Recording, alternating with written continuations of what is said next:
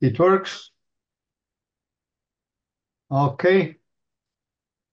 It's a pleasure again to have this colloquium. And I always look not only for lectures, but also for introduction for our president, Professor Mainzer. So Klaus, please open this session.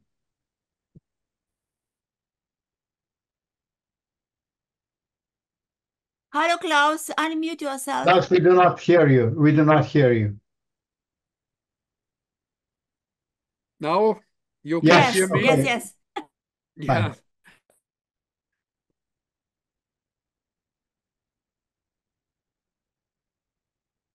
Klaus, you have to unmute Klaus, again. yourself. Unmute. Yeah, yes, maybe. Now? Yeah, Yes, it's now. okay It's now. fine? Fine. Good. Now, as you all know, it's once again a pleasure for me to welcome you all to this new meeting of the lecture series Arts Meets Science. Thanks again to the two organizers, Violeta, Dinescu, and Dušan Šuput, for putting together the program. Tonight, both organizers have presented me with a real challenge. At a first glance, there are two lectures these evenings, which seems to consider completely different topics. On the one hand, an American composer talks about how everyday sound and speech been conveyed through the medium of electronic music over the last 40 years. The second lecture deals with the relationship between technology and the economy, which is realized in innovations on the market. The speaker in this case will focus in particular on the role of the state in the innovation process between the free market economy of Adam Smith and the control by the state according to Karl Marx. I would like to introduce a third perspective, namely the initiators and producers of innovation dynamics. The great Austrian-American economist Joseph Schumpeter distinguishes between inventions and innovations. Inventions are technical novelties for which, for example, a patent can be obtained.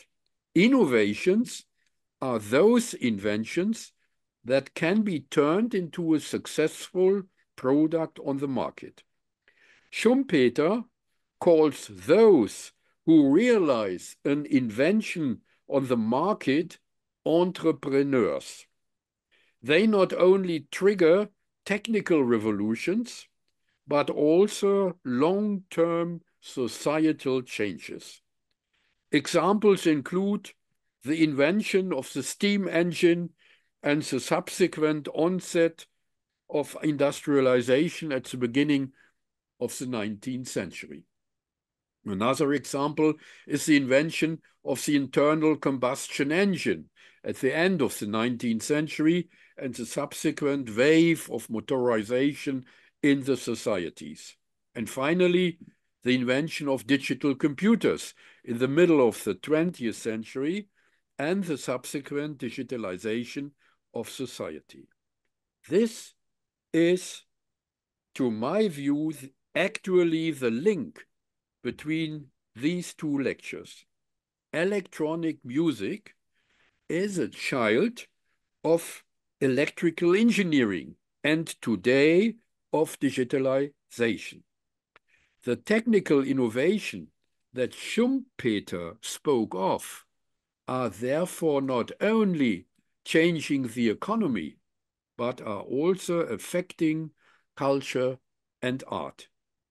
I'm very curious to see what will emerge from the interplay between technology, innovation, and music in our discussion this evening. and I hope you will enjoy it. Thank you for your attention. Thank you, Klaus, for a wonderful introduction. And now I'd like to introduce the first speaker, Professor José Molero, who received a degree in economics and a PhD from the Complutense University of Madrid in 1973. And he's a member of our academy. And he also received a Fermina Orduña Innovation Award of the Community of Madrid just last year. So in his life, he had many functions. He's been director of so many, not only companies, but also societies that it would take me 1 hour to explain everything. So I'll just put out a few things. So he was also been the vice director for postgraduate studies and continuing education, and director of the Complutense Institute of International Studies, and he was director of the Department of Applied Economics, coordinator of the Inter-University PhD program in economics, and director of research group on economics and policy of innovation, vice president of team of specialists in innovation and competitiveness, and he was also involved in Economic Commission for Europe and United Nations, and he's a member of a multidisciplinary working group of the Ministry of Science and Innovation. And he's been very active in research, over 70 research projects, and he was principal investigator in most of them. Presently, he is Professor Emeritus of Applied Economics at the same university where he started, and he's Vice President of the Forum of Innovative Companies, and he's also a member of the External Experts Advisory Board of the Innovate program of the European Commission. So many important functions, and I'm really looking forward to hear what he will present us right now. So please, the floor is yours. Hello, thank you very much indeed for your presentation, Dušan. Thank you very much indeed to Violeta for understanding that I can be useful in this debate. It's an honor and a pleasure to share this time with you. Thank you very much. And I must say that Klaus has put very intelligently the finger into the possibility of joining the two presentations. In fact, I don't speak more about Schumpeter in my presentation because it needs a whole presentation. It's so important, Schumpeter.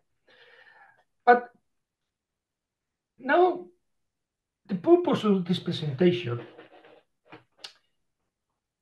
is, as it is said in the title, to shed light on the transcendental relationship between technological change and economic development. To also point out how this analysis derives different approaches when designing and implementing appropriate policies. My intention is also to move away from the economic analysis that considers technology and innovation as something external to the economy. I call this economy without innovation, as well as to distance myself from what I appreciate as a fact. Innovation and technology solve everything. This is what I call innovation without economy. The development of my task follow this very brief index. I will commence with some antecedents, some words on classical and neoclassical approaches. I will refer to the importance of changes in the 1950s, and then I will concentrate the attention in the construction of the, let me say, the most recent theory about innovation, the evolutionary approach. And then I will finish with an analysis of how this evolution of the concepts influenced the putting into operation different policy options. In the origins as a science, at the end of the 19th century and along a great part of 19th century, the relationship between technological progress and development, Adam Smith preferred to say the wealth of nations, this relation was very present, largely because the development of industrial capitalism was witnessed with a great force. I can put many examples, David Ricardo, Karl Marx, but I prefer to choose just the example of Adam Smith. Here in this slide 2, I remember how Adam Smith has a starting point that the extension of the market is the consequences of the social division of labor. But the reason why the division of labor led to greater efficiency, he mentioned 3. Time saving from moving one task to another, improvements in worker skills, but the third is, for me, the most important, the invention of machines that could facilitate and shorten work and enable one man to do the work of several. The later, this third one, is the most important in the long run for 3 reasons, very important, he mentioned. 1, workers in a task see possibilities for improvement through the use of machines and apparatus. 2, talent of machine manufacturers. And the 3, very funny, a group of philosophers or men of science who in turn are subdivided into specialist classes. So Adam Smith was very clear about the importance of all of that for the wealth of nation, the development, can we say, in our words.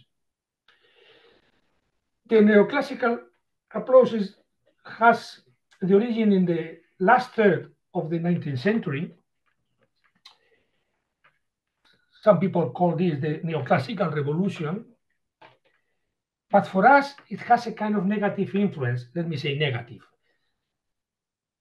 Why? Because this neoclassical theory prioritizes the analysis of the short term and the equilibrium of the market.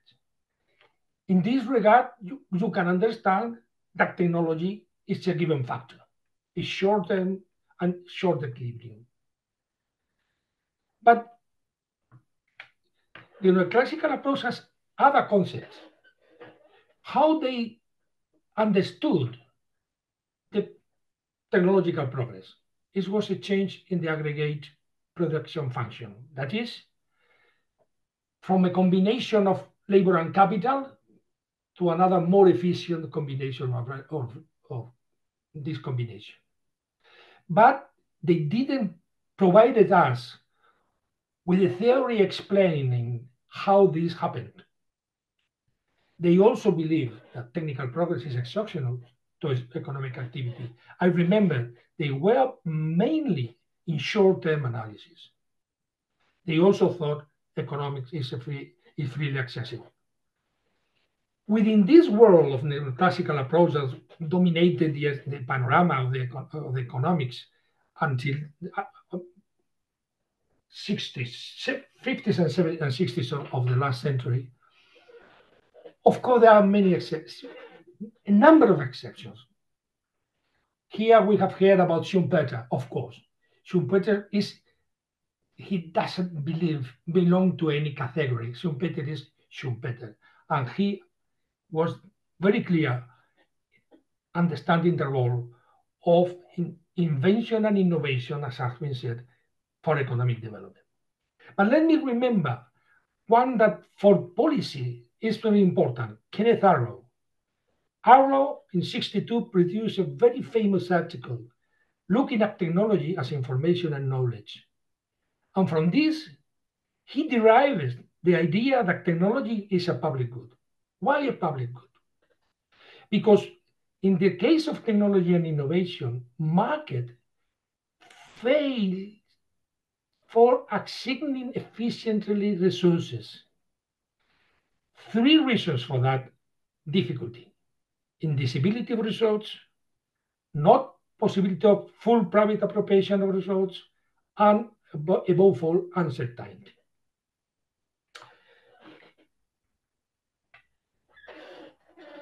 as I say, this world dominated the ideas until the Second World War.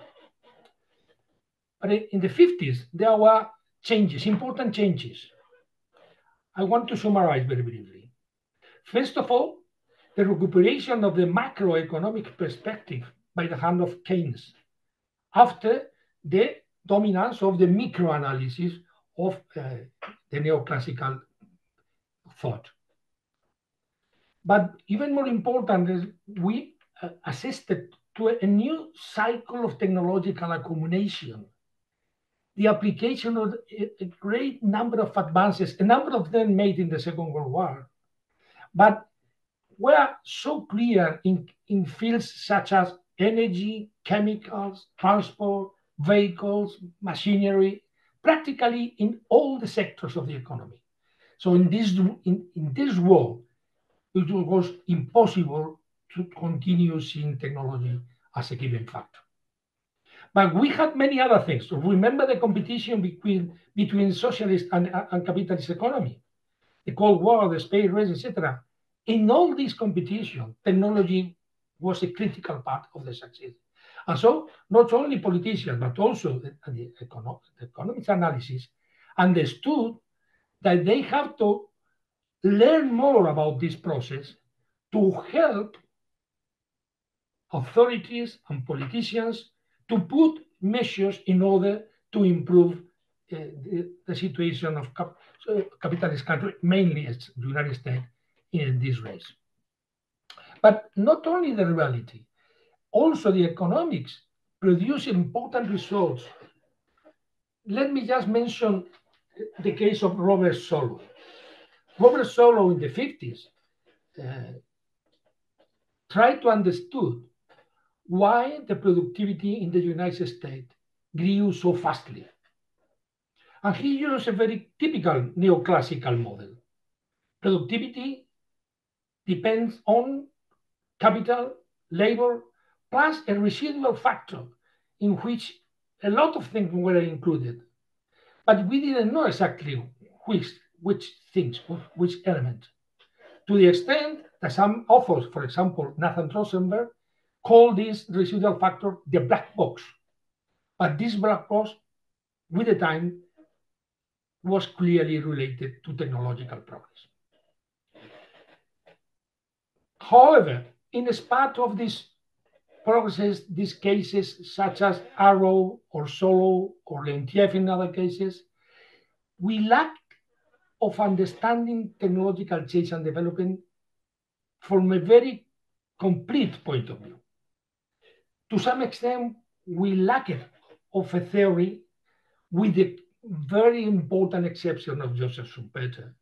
But Schumpeter in those years, Schumpeter is today much more known and appreciated, and influenced much more today the thought than in the 30s or in the 40s.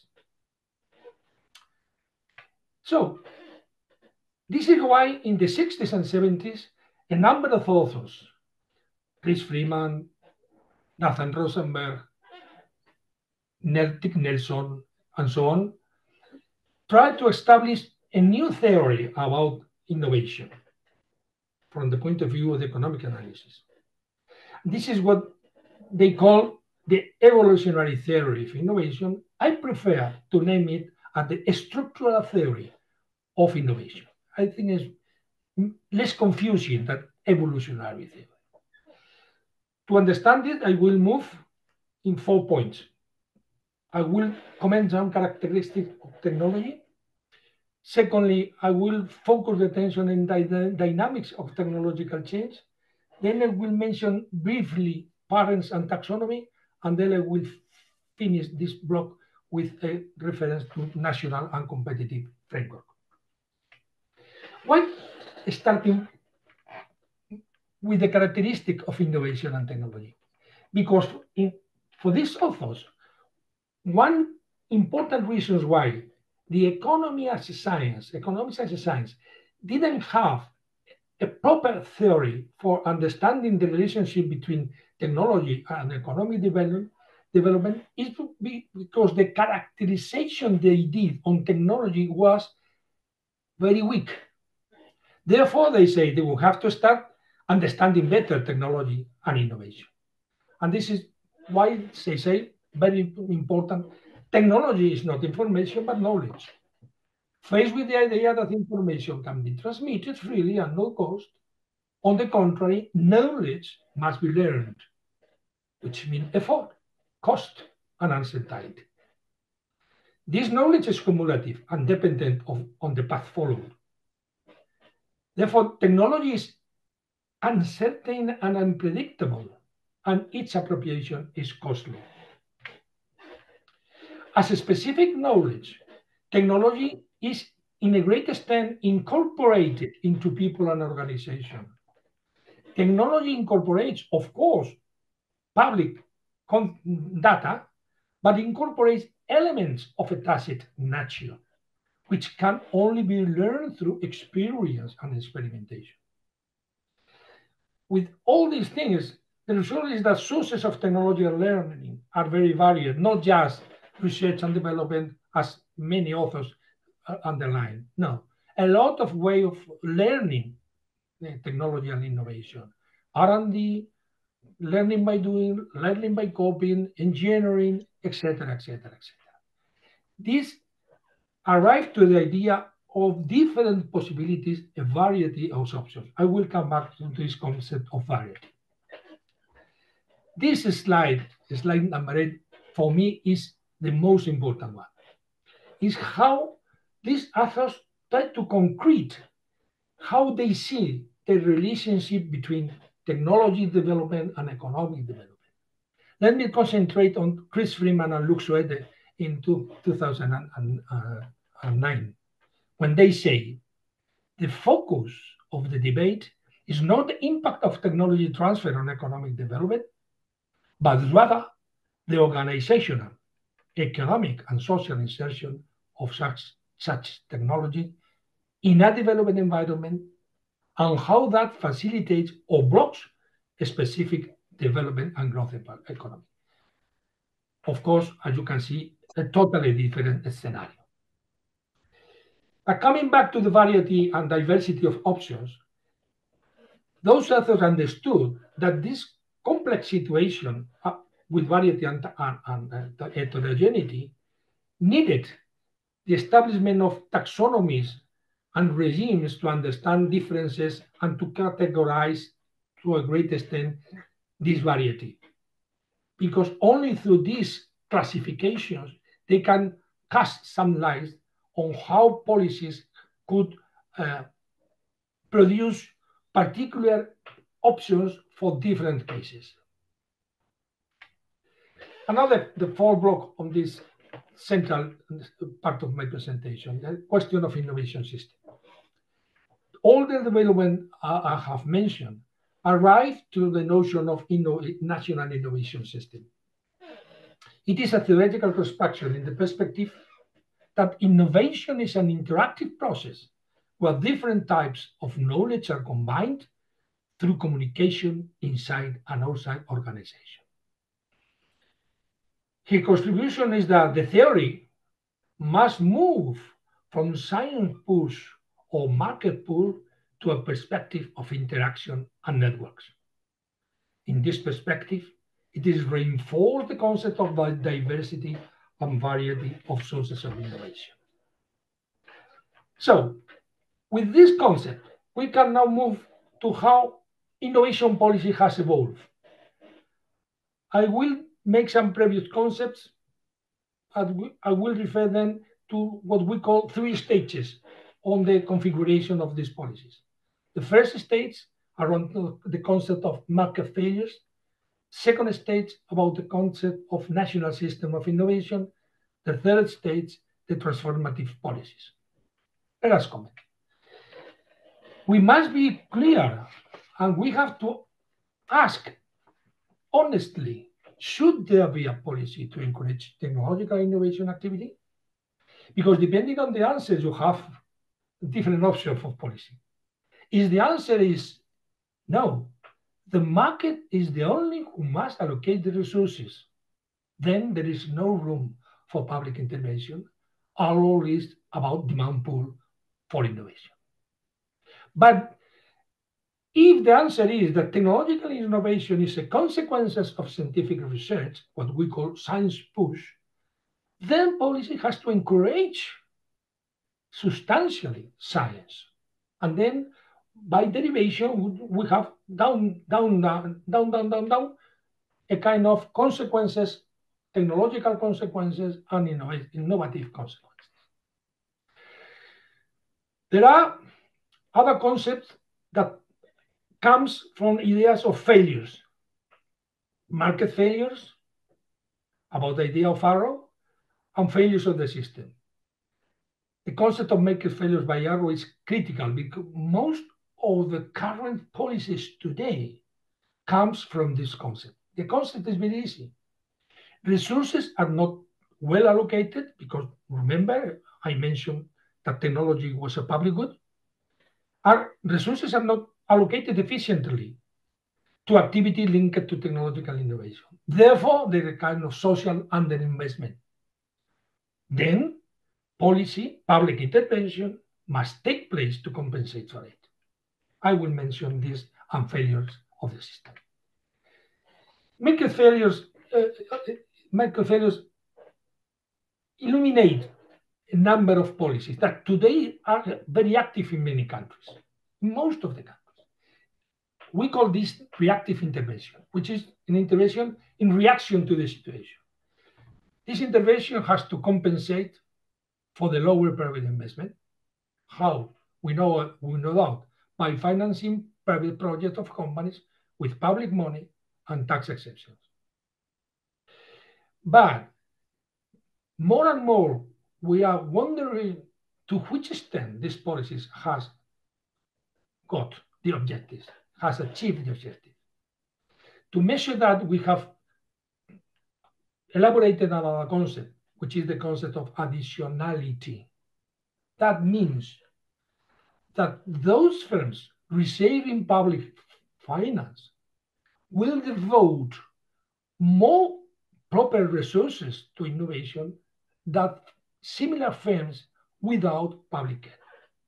If this happens, we have additionality and we have succeeded from the market failure perspective.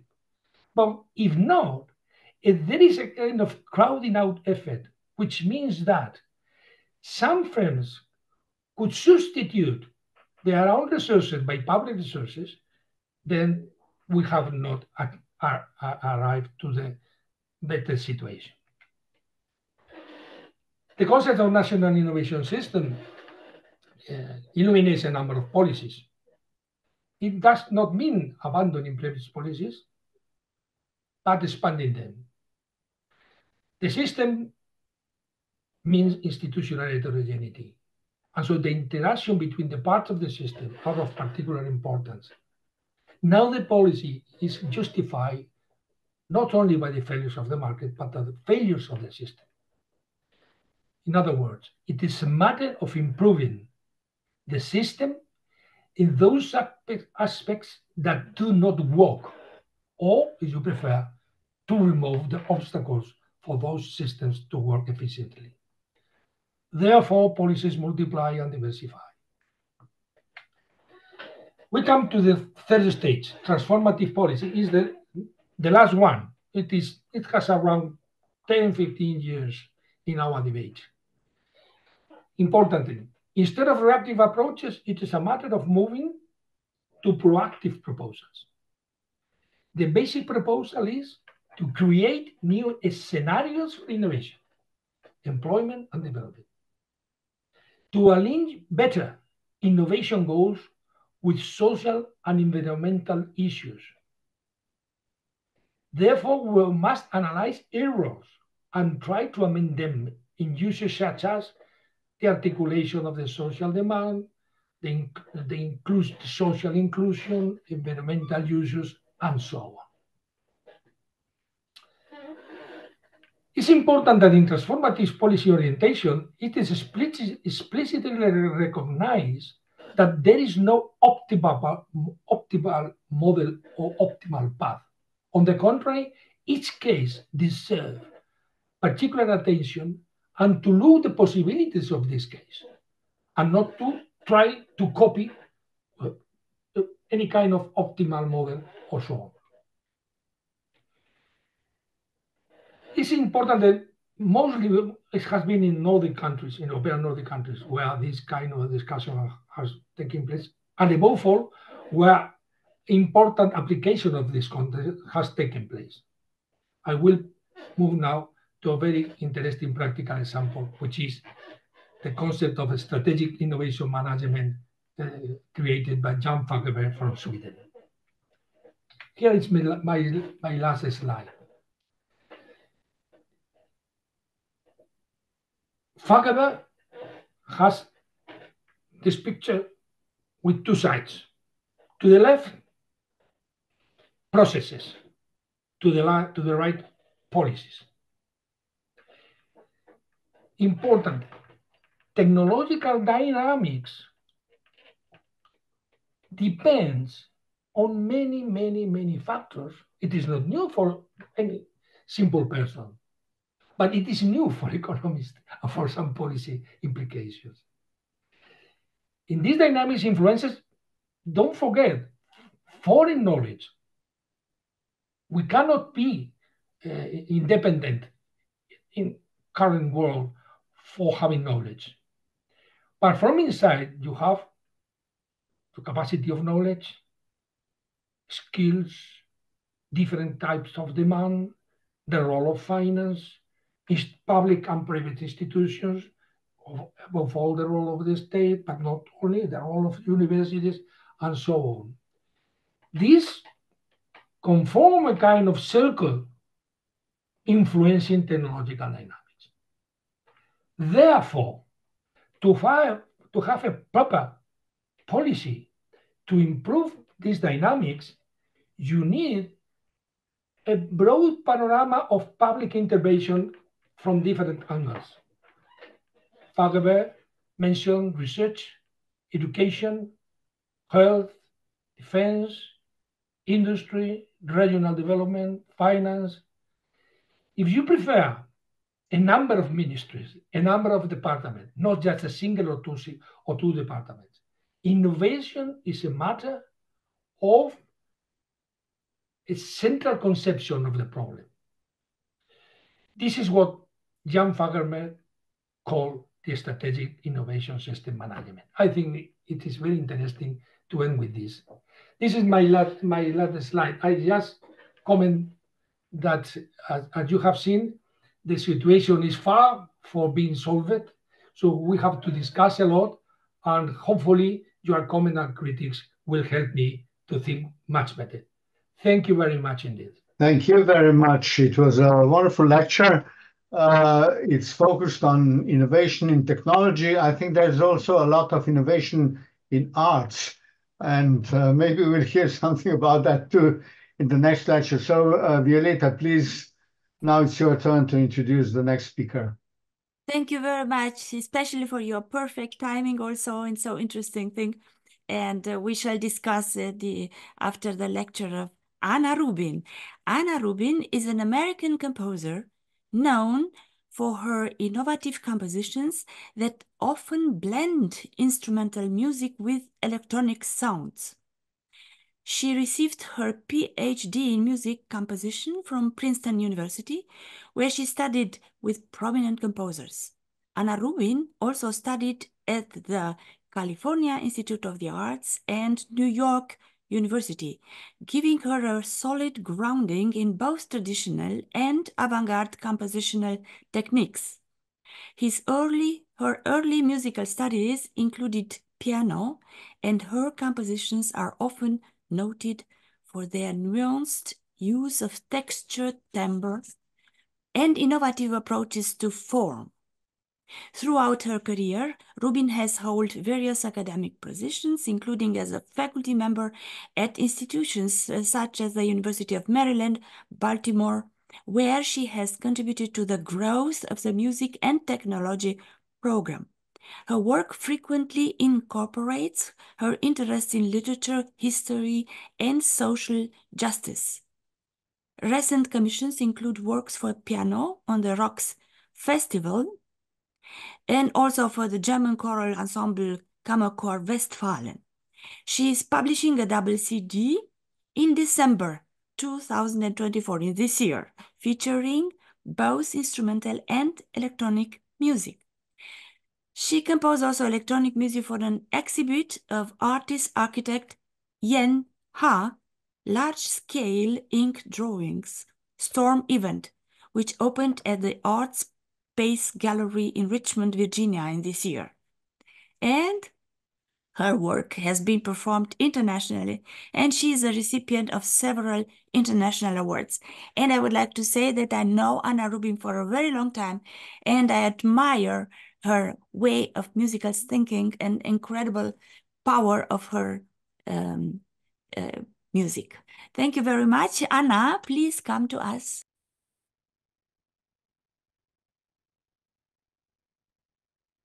Please unmute yourself. Unmute. Anna, you have to unmute yourself. We still do not hear you. Anna. Okay. Can you hear me? We can hear you, and Yeah, I we can share hear you. you. You have, We can hear you. please share your screen. And yes, I had to return to the earlier screen. Okay, I'm trying to share. Yeah.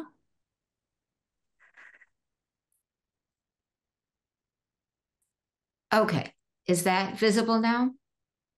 Yeah. Very good. Yeah.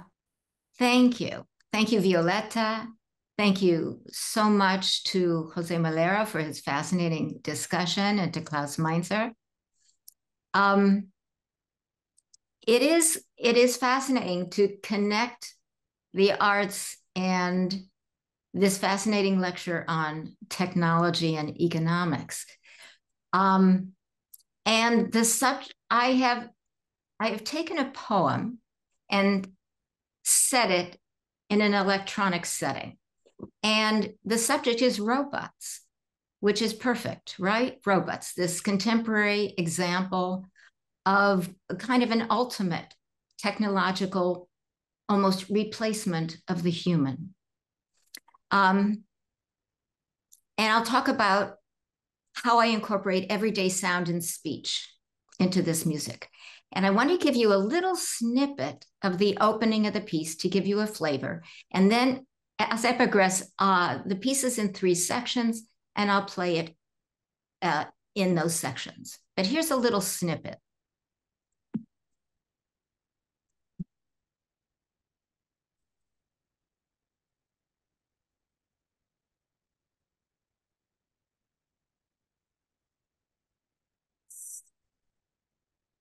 Entire. We cannot hear it.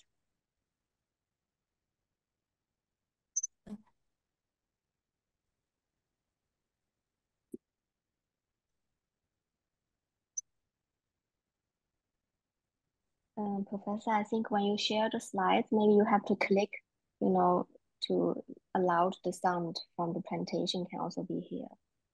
Yes, I did. And you did not hear it.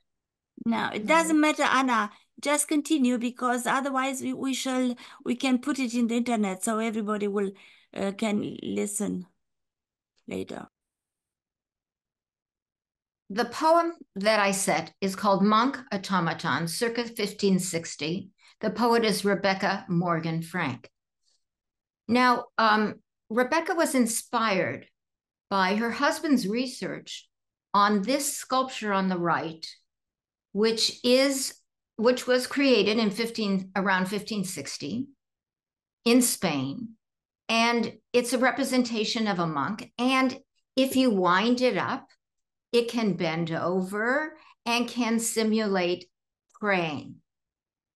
And it was commissioned by a Spanish king who wanted to show his devotion to God after recovering from an illness. And here's this wonderful graphic on the front of her book of poetry representing that automaton. Her book is called Oh, You Robot Saints, and this poem is part of that book.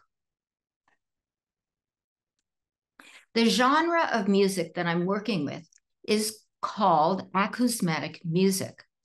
And I have here a reel, a 35 millimeter film reel, because acousmatic music is definitely a child of the 20th century and very influenced by film. It was made possible specifically by the invention of the tape recorder in the 1940s in Germany. And sometimes it is called cinema for the blind. It is characterized by a dramatic intensification of everyday sound and speech. There's an emphasis on timbre or sound color and spectral development, which I'll talk about a little more in detail a little later. Timbre is sound color is, for example, the difference in the sound between a flute and an oboe. We call that timbre. There's a tremendous influence of Foley. Foley is the American term for sound effects, as well as film music. And here I want to discuss a little what is called diegetic and non-diegetic sound.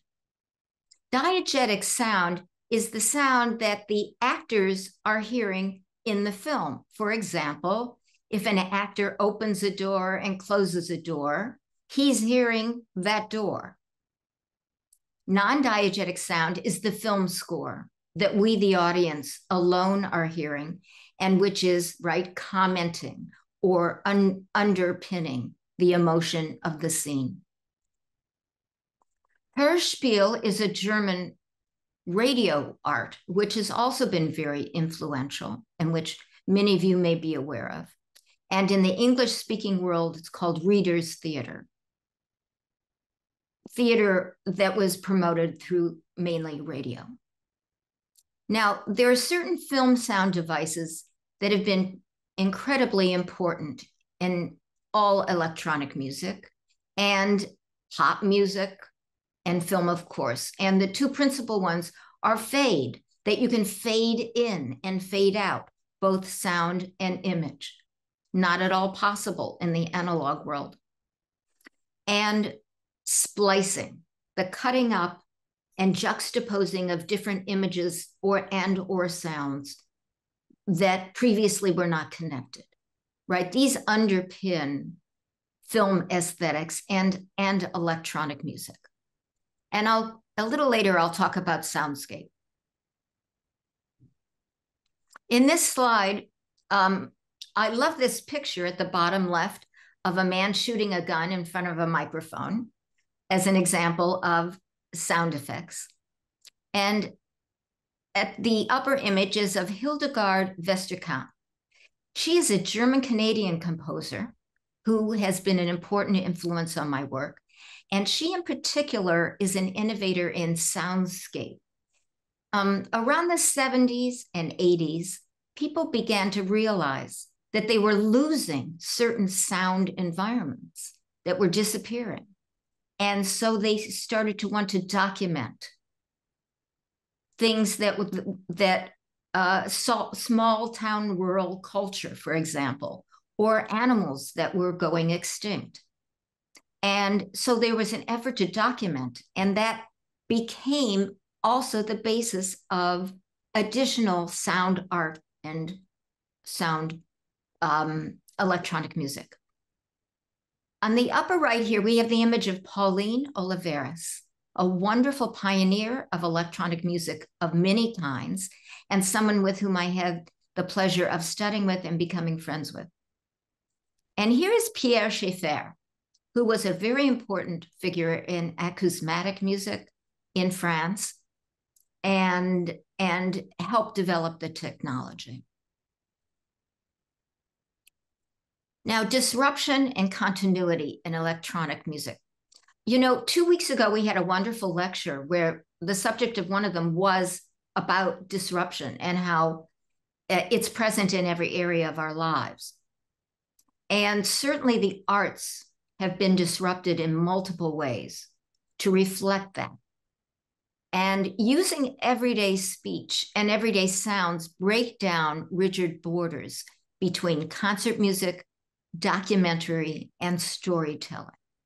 And soundscape incorporates everyday sound environments as well as integrating them into sound art.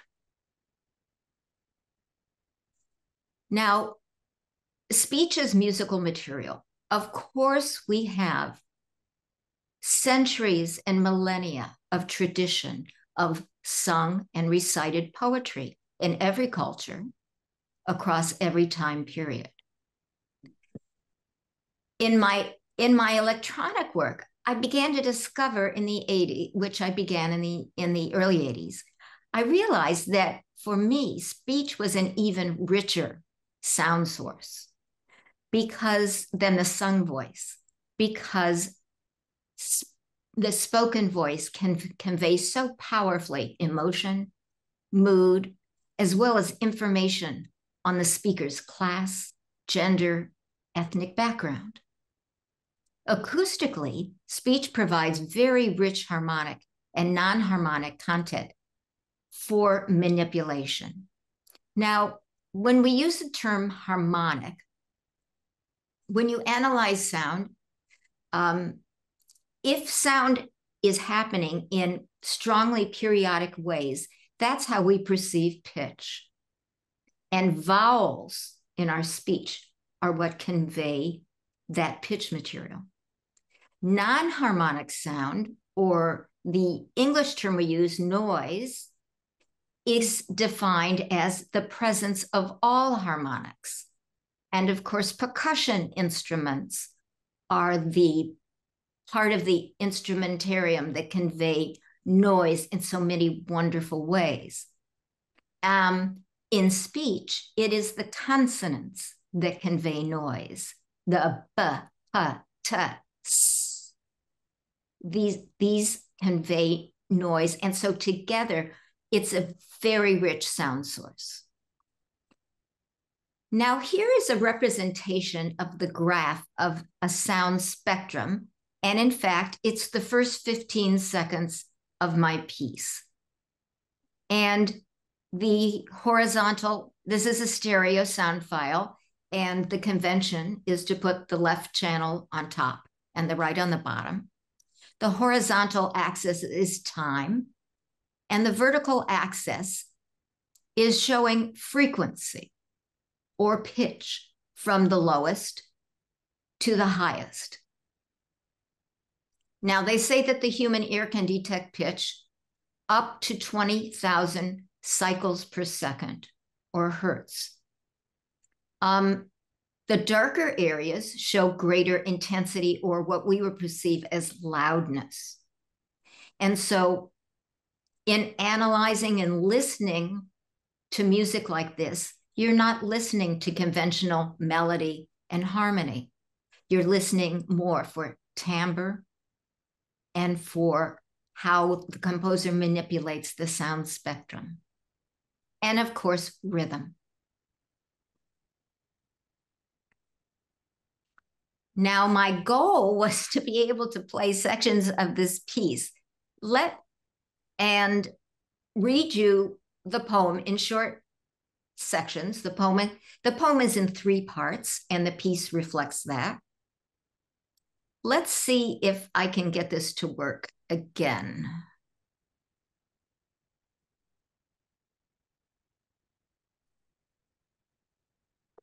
Can you hear this? Yeah. Okay, good. Then oh, that's fantastic. Okay, so let me read this section of the poem. And one of the features of the poem that attracted me to it were all the mentions of different kinds of sounds. So there we have the influence of Foley, sound effects, and how I incorporate that into the piece. Robots can do almost anything you please. They are up on sexual favors, cordless vacuuming, and martyring themselves by bomb. Less effective at deep tissue massage, excellent at listening to senior citizens, working on parking your car. Now, the tone of this piece is very like everyday speech. Humorous, sarcastic, and then suddenly violent, and then back to a very banal or commonplace tone. And so here's the first part of this piece.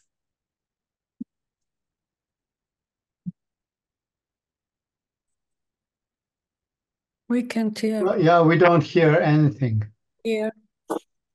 It's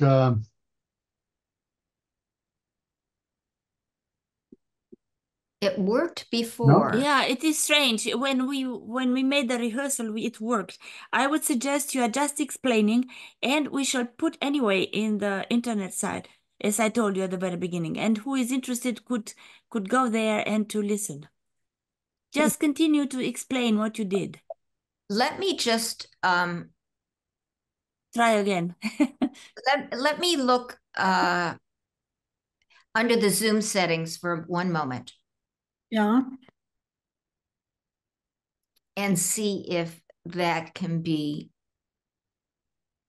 on the preferences of Zoom.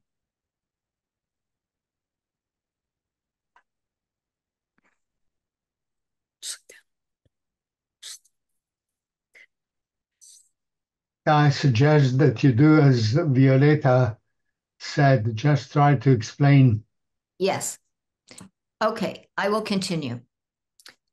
Part 2 of the poem has a dramatic change in tone.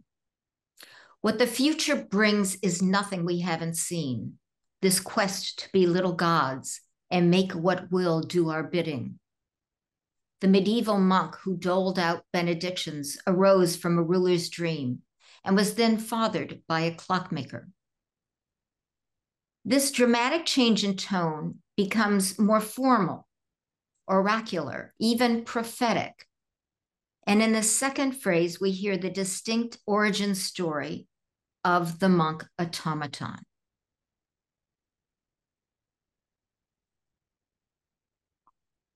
Now, the third section of the poem returns to everyday prose, short phrases, and a kind of brutal repetition. It mentions Costco. I don't know if that means anything to you. Costco is a chain of American stores. They're huge warehouse stores. And there is another interesting connection in that the medieval monk who doled out benedictions, that term means to give out benedictions or blessings. And here she uses the American idiom to be on the dole, means that you're very poor and that you're receiving government aid. So I'll read this section now. The real monk now sits alone in the back room, smokes a cigar, enjoys a glass of whiskey. He's outsourced the job. The real monk is on the dole. The real monk is waiting in the parking lot for offers of day labor. The real monk is unloading boxes at Costco. The real monk sits in the factory building himself by hand. And then in the piece, I return to the first phrase. Robots can do almost anything you please. Let me just try one more time. Nothing? Nothing? No. Violeta, at the end, let's see if you could play the sound file from your computer. You know, we have then more time for discussion, which is not bad at all. And the possibility to listen to you completely work, because it's important to do this, is open for all of us later. Please continue. I have some thematic oppositions in this piece. Now, no bells are mentioned in the text, but I decided to include them because of course, their religious connotation to Catholicism and what I would call sacred time, monk time. The bells were originally for calls to prayer. In contrast, clock time transforms time into secular, economic, and a political tool that rules our behavior. And I find in this poem implicit in it is a deep grief about the loss of the sacred. There is that prophetic reprimand, this quest to be little gods and make what will do our bidding. In other words, this human impulse to control everything. And a very jarring inversion of the real monk from not a monk at all, from a praying robot to a wealthy boss smoking cigars and drinking whiskey, to an impoverished worker, probably an immigrant, and ultimately to the robot building himself by hand, which is a complete inversion of the biblical creation story.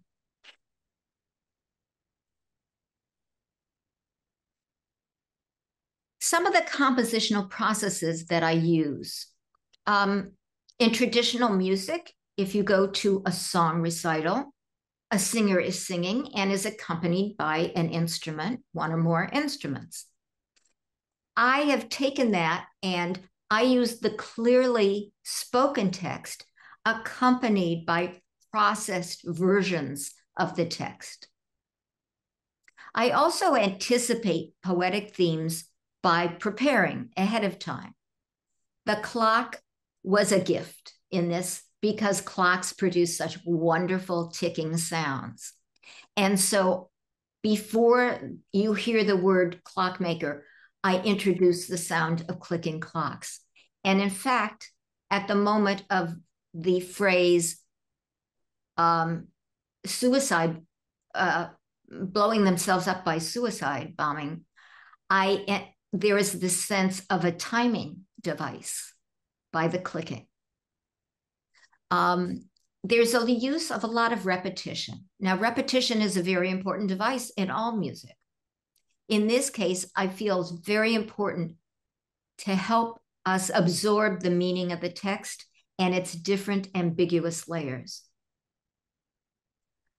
Multi-layering is one of the great gifts of electronic music. You can add and almost, when I first began doing this, I felt like I was sewing a quilt and I could add on a new layer and a new layer and a new layer. And multi-layering allows us to disrupt and to deepen the musical experience and reflects what is called polyphony in traditional music. Polyrhythmic layering, that's layering different rhythms on top of each other. That's also a device in this piece.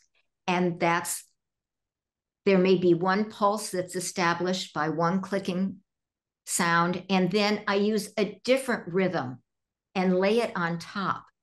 And that disrupts the feeling of simple continuity. There are acoustic oppositions.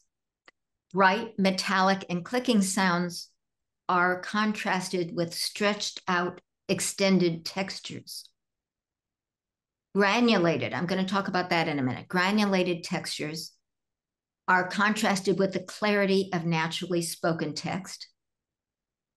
Complex textures versus simple, high flute-like melodic tones. And finally, speech fragments and vocal gestures versus complete words and phrases. Granulation is a compositional tool that was developed starting in the 90s in the digital domain. It splits sound into tiny grains of 1 to 100 milliseconds in length, right? There are 1,000 milliseconds per second. So we're talking on a very tiny level. And it allows you to stretch and distort sounds in an infinite number of ways. So the spectral content can be disrupted and intensified. And two examples are, I recorded the sound of a scissors clicking, and then through granulation could produce a sound that sounds like an army of knives. By granulating a word, I could create the sense of a sonic shadow, a reflection, like an echo of that word. Now I'll just mention briefly form. I mirrored the poem's three-part structure, and I had a problem because part one, very quickly, comes to an extremely dramatic phrase, martyring themselves by bomb. Now, I knew I wanted to make a lot of that sonically, but how can you have a climax so early in the piece? And I thought I'd make mention of the golden section, which is, a proportion derived from Greek classical sculpture. It's reflected in many natural, in the natural world, in the nautilus shell, in plant growth, leaf growth. And in sound, what the golden section tells you is that about 2/3 into a piece, you better have your climax. That will feel the most satisfying to the human ear. And I followed that proportion religiously. But what was I going to do here? I had this dramatic climax early on. And so it was an interesting challenge to develop a secondary climax area later in the piece. Part two focuses on and so I typified that climax one is very traditional. The sound gets higher and it gets louder. That's a very traditional musical climax. The second section focuses on the section about little gods. And that becomes more polyrhythmic, very dense layering, up to 14 layers. And I introduce multiple narrators. The beginning part of the piece has just one female narrator. And then the last section is climax area 2. And it gradually becomes dominated by shorter and shorter vocal fragments. And that, to me, reflected this trajectory toward the robot and that final phrase, the robot building himself by hand. And to me, the way I could represent that was by some factory sounds and by this fragmentation of the human vocal speech. And then I recap at the end with the opening phrase. This is just another representation of that with regard to the tone, the gentle humor and sarcasm, sudden intrusion of violence, return to banality. And then we have the elegiac, prophetic tone of the middle section with almost Shakespearean-like language. And then a return in the third section of everyday speech, everyday prose, and biting, jarring images. So that's the conclusion of my presentation. And I'm very sorry I couldn't play it for you. Thank you very much, Anna. Don't be sorry, because we have the possibility. I just received in the chat from Sang Chong. He writes he's very interested in listening to this. Thank you very much. So, Dušan, you may begin with inviting. Yes, the discussion is open. Maybe I can ask a few things actually to both of them. Just a short introduction. Well, now technology in any way improved our lives I think it's quite sure. We live much longer than we lived before. But it's funny, people work, let's say, 11 months per year just to enjoy 1 month without technology. And they remember the rest of the year about this pleasant time in a tent in a forest. So what is the advantage? And so far, technology really improves something, but we are forgetting the human part in everything. I had to type my PhD thesis. And if I made a mistake, I had to retype it again. Now with computer, it's much easier, of course. And people will think, okay, we'll have more time to do other things. But no, because development requires that we type more. You know, we have more time, so we should do more. So where does this technological development lead? Because now people are not interested in nature anymore, detached. They don't go out.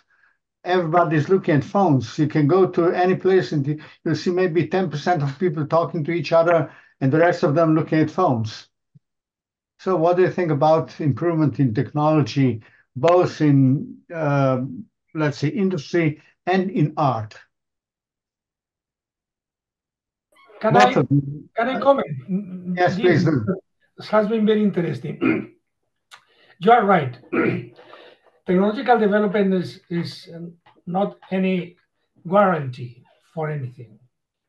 But let me say that from the policy options, I hadn't time, of course, to develop that. But precisely, to some extent, the third stage, the transformative policies, try to recuperate what you are mentioning. Which are the objectives? Which are the social demands?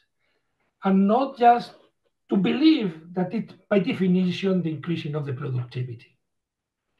And to this extent, I think that this reaction from the analysis to the policies is a good signal. But are the governments ready to transform their policies or not? I am not very optimistic about that. But if most of us say these kind of things, as you have said, something can be done. If not at the general level of the country, at least in small towns, in small communities, in a small place, we can do something. This is the only answer I have for that, but except to agree with you. And what I would add is I am so grateful for the technology that allows me to record sound and turn that into music, and the incredible options for software that you have. I would not want to give that up. But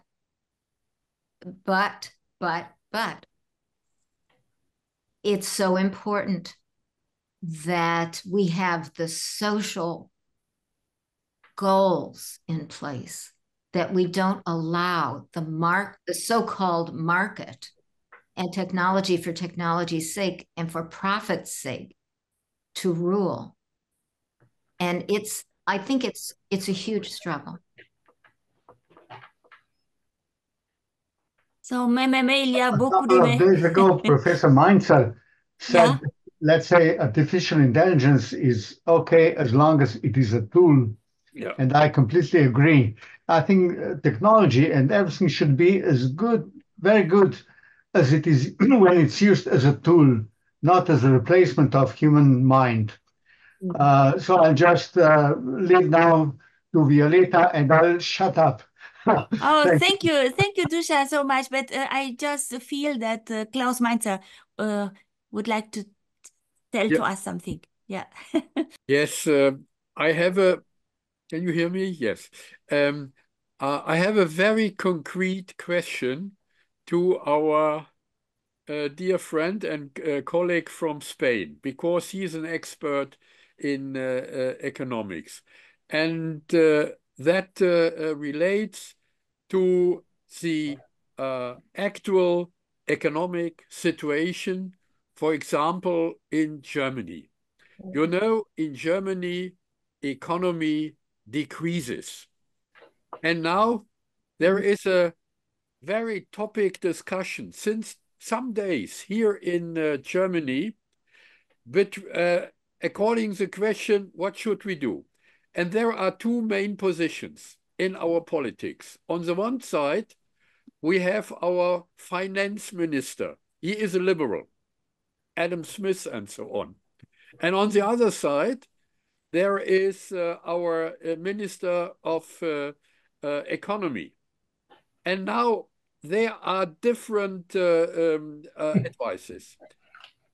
The liberal minister said, what we can do by state is only reduce taxes in order to give the companies the chance to make innovation by themselves. And science should also do their innovations by themselves. The state cannot in any way invest here. Now, on the other side, the Minister of Economy said, what we need is a big impact. We need something like an innovation fund. And with this innovation fund, we should support companies which invest in very special, crucial technologies for Germany. Now, I described it a little bit simplified, but anyway, these are the typical positions you also described in your nice talk. Now, my question is to you. What should we do in old Germany? Thank you, Klaus. But let me say that I know the answer. I will not be here, but earning a lot of money from different governments and so on to be a rich man. But you are right. I know the situation in Germany. And I know the situation not only in Germany, in Europe as a whole. And it's important the German case. Why? Because Germany is a very important part of the European economy. So what you have said, if you remember, Klaus, I have put something in my slides. If you believe that the answer for innovation is the market, hands off, nothing to do. But if you do believe that market is not the best instrument to put all resources the society needs, then you have the room for policy intervention. I must say, Klaus, that I have learned a lot about that from people from Fraunhofer, the Institute for System and Innovation there. They are enormously appreciated all over the world. My joke is, are they so well appreciated in Germany? Because for me, are teachers. Now, so these contradictions between, let me say, orthodox, neoclassical, liberal point of view, and the others is about a continued battle. Remember that in the crisis in 1929, the problem was that the answer was the very orthodox and neoclassic one, not to do anything. And so the crisis was tremendous all over the world. While precisely Keynes, after the Second World War, introduced an option of the state doing things precisely to avoid this crisis. It is not new. The problem to me is that while in Germany and in Europe as a whole, we are discussing among us, we are to some extent forgetting that the big competitors, the States and China, are going very fast. So if you, I remember this tale of Alice, no, in the Wonderful Land. If you have to run twice as much to remain in the same place. So I think that investment, the public investment in this is critical, of course, in Germany, but in all European countries, to avoid to go behind China and the States. Is all what I can say. And thank you for the question, Klaus. Okay. May I also make a question to Anna Rubin, or should I do it later on? No, please do it now because we yeah. it's good. Now, this question is also very concrete, namely concerning the education to become a composer like you. Did you study in any way electrical engineering, or do you have an electronic education and or even in digitalization? And how is it done for your students? Is it necessary to involve this kind of technological issues in the studies of students who later on want to become an expert or a composer like you in electronic music? Thank you for the question. I did not have any science background in electrical engineering.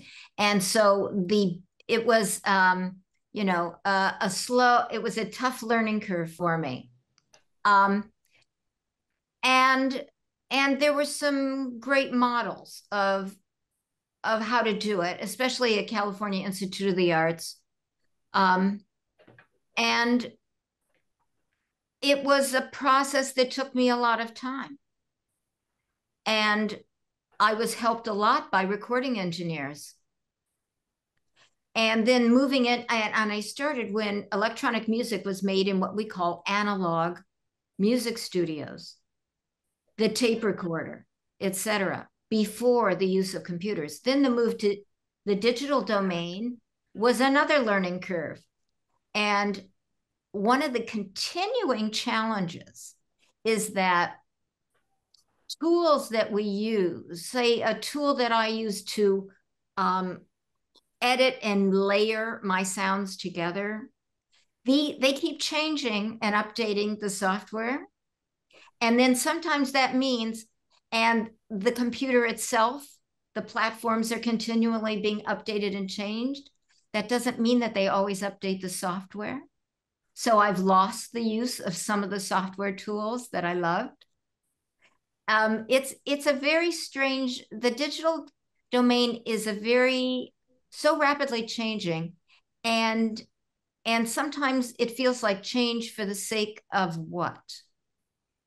But it is a real problem, and it makes me appreciate the technology of paper. Paper as a technology is brilliant and long-lasting, right? We have papyrus from 3,000 years. Not so digital software. It's fleeting. Thank you very much, Anna. I Thank you, have yes. also a question. I wanted to put this question years ago because, as I told you, I know Anna for a long time.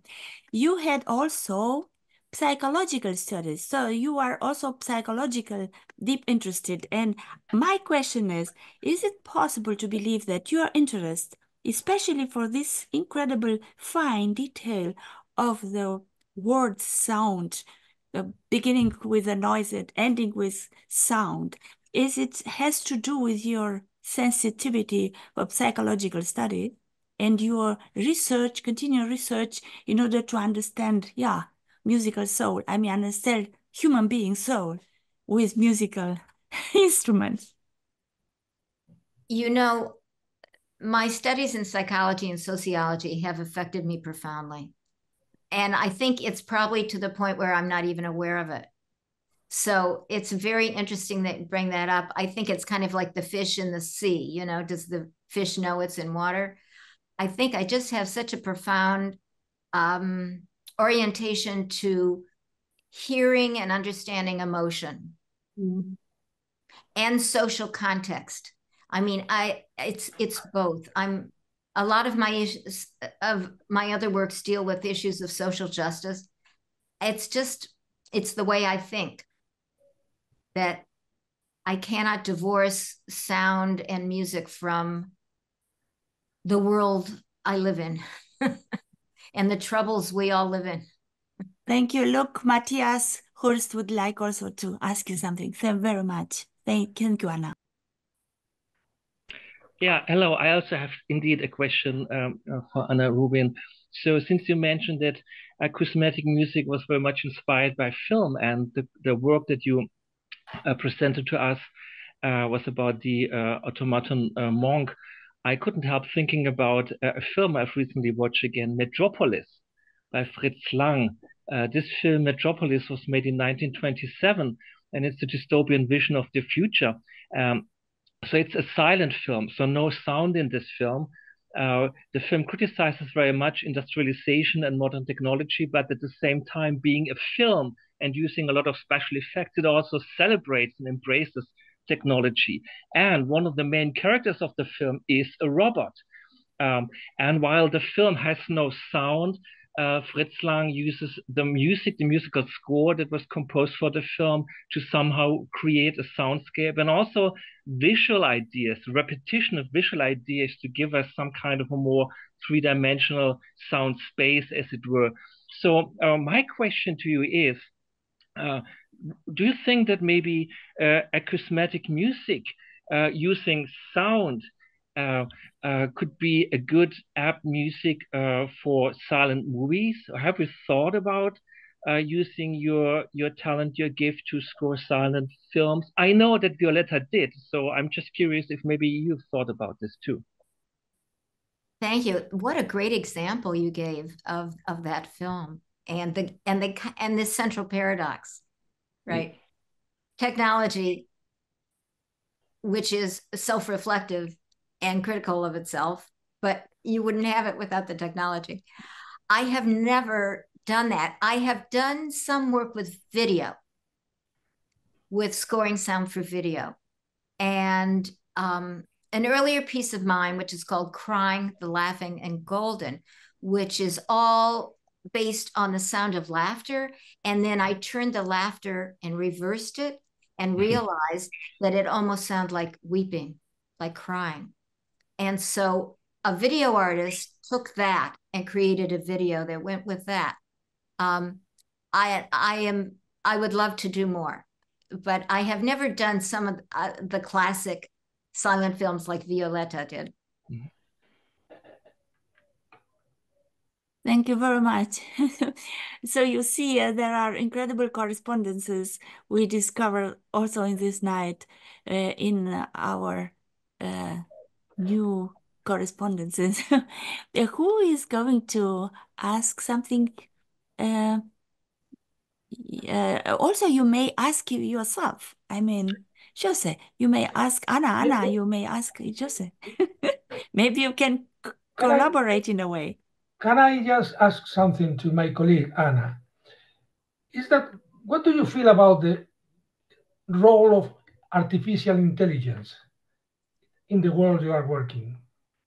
Because I don't know. I am very poor about that. But I think it can be interesting to know, how do you feel this? I myself have not explored it yet. And I'm aware of especially a lot of visual artists who are working with it. And what seems to be clear is that when it's used as a tool, that concept was brought up before, when it's used as a tool and you have a structure, purpose, I think it's probably very effective. And if you abrogate your authorship and give it over to AI, I think probably the results are probably mediocre. Thank you. Thank you very much. It's a good question, but I think we still did not discover everything that artificial intelligence can do. No, I think we have specialists here who could comment this. Anyway, Ivan, you are a composer. Do you have a special question for Anna? Maybe I will return to the first question, because it was about technology. And I think we speak about technology in a way that we don't see the former technology, as in music, for example. Scoring, instrumentation, music theory are all music technologies that are used by the composer to compose music. The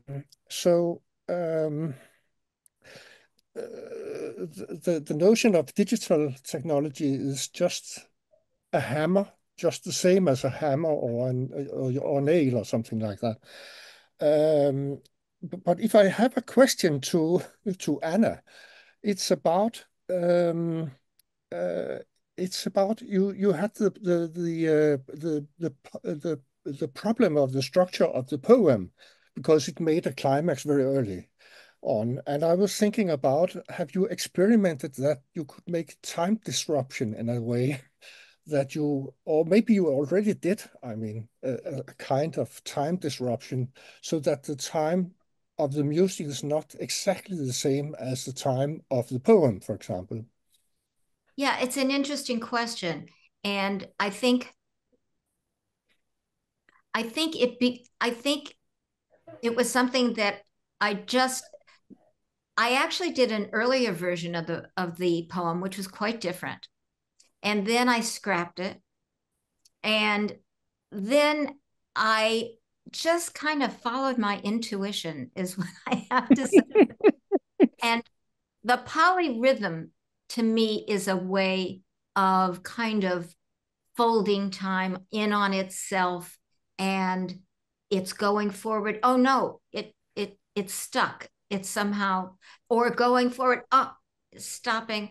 I love those kinds of feeling where you can sense a different kind of moving through time. And there's a wonderful quote by Marvin Minsky, one of the geniuses of computer theorizing. And he said, music teaches us about time. Yes. And which I think is so profound. And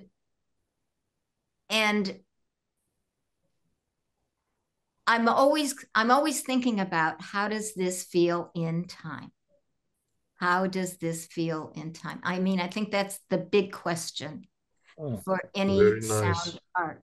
Wonderful. Thank you so much. Look, Barry Zhao would also like to put a question. Okay, thank you very much, Professor. So I have a question to Professor Rubin. So concerning about your music, because I was able to listen this sound, before the lecture. I think it's very interesting because you really combine the people talking like words and also with sound and also with some machinal sounds and also some melody. I would say it's really like a mixture. So from my point of view, it's kind of interesting. Or have you ever think about to combine your music from like music therapy?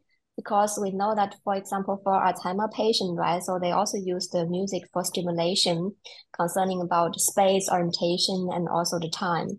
So because I saw that like your music, it's kind of very inspiration. So I don't know if you also consider that in the future to collaborate with medicine, for example. It's a fascinating idea. Wouldn't it be amazing if you could sit down with an individual and record some of their memories that are disruptive to them and then help them together with them make a composition? I mean, that is a fascinating idea. I've never done it. I do it on myself. I think I'm doing therapy on myself whenever I write a composition. You see, Barry just pointed something very important. And as I also ask you about your psychological interest, because it is in fact the way you are getting a kind of therapy all the time. So it's so wonderful. I'm very happy for our correspondence today. And maybe later you could continue the correspondence with Barry. Zhao, she is researching in the field of health field. So I can see now what can happen. Thank you so much. If there is also another comment, another question, you see Andreas Goldschmidt. Sorry, I have to leave the interesting session. Andreas Goldschmidt sent us this greeting. So I saw earlier that Ernst Poppel had his hand. Poppel was Ernst, rising the Ernst, hand, excuse me. Excuse me, Ernst, please. I'm so happy Ernst would like to tell us something. Please. No, I just switched off my question because of 90 minutes are over. But I had a question to Professor Molero. Could you comment on dual use of technology? Yes, of course. This has been for a long time a tremendous discussion about the dual use. But what I could say is dual use is applicable to a great variety of technologies. Because normally we think about defense technologies, but there are many others, security, a lot of industries. So the problem is, to me, when some states, mainly the United States, use this concept to control the exportation, let me say, of technology. In many cases, in my poor view, it is a reaction to external competition. Although, in some cases, you are right. But precisely in the question of the new digital technologies, etc., dualism of this technology is practically all over. It's difficult to find an example without this double use. But my proposal is, don't use this as a protective arm against other. There are cases in which it is perfectly justified, but in many others, it's just a superficial justification of what is a protectionism against others. And this is very difficult to elucidate, but something must be done there, because otherwise, practically everything can have a dual use. Does music have a dual use? Sorry? Does music has a dual use? Anna, it's for you. I'm not sure what you mean by dual use. Well, military. They use it in the military. Well, the military has used sound. The military use of sound has been destroying undersea whale life. I mean, I don't know if that's dual use, but there's some horrific examples of using loud music as torture. I mean, yeah, that's a military use. It's a kind of dramatic end of our colloquium today. I'm very happy. Thank you for all my heart. And Ernst Peppel, we shall listen to him in 2 weeks. I'm happy to invite you in 2 weeks to see you again. Thank you very much. Thank you. Thank you very much. Thank you very much. And don't forget, your presentation will come in our EASA internet page. I'm very happy for the interest of so many people, and that's why we shall have not only abstracts, we shall have also your presentations, and I dream also about connections and correspondences and new waves of wonderful researches in the future. Thank you so much, and see you in 2 weeks. Thank you very much. Thanks to the friends. Thank you very much. Class. Thank you. Thank you. Great pleasure. Thank you, Violeta. Thank you very much.